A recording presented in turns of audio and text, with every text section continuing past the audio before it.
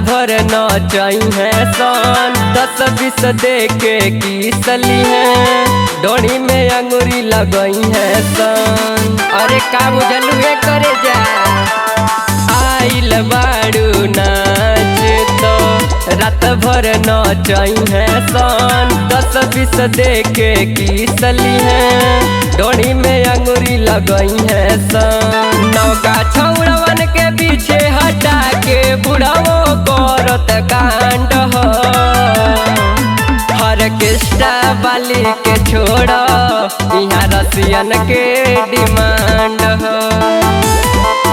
गुलहरिया के बाचा बाचा बबीर बरांड हो गुलहरिया के बाचा बाचा बबीर बरांड हो।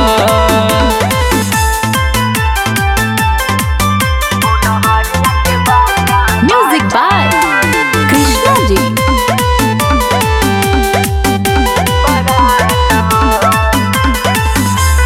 हमारा चाचा के लइका भइल बाटे पागल तोरा कन बाली पे 10-20 भले दे देम बढ़ा के चिखे दे सवाद उठलाली के और चिखे दो।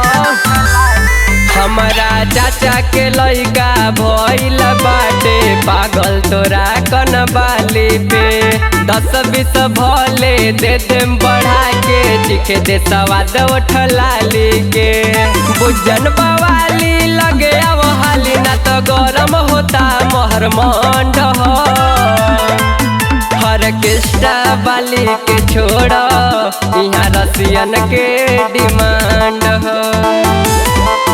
गुलहरिया के बाचा बाचा बबीर बरांड हो गुलहरिया के बाचा बाचा बबीर बरांड हो।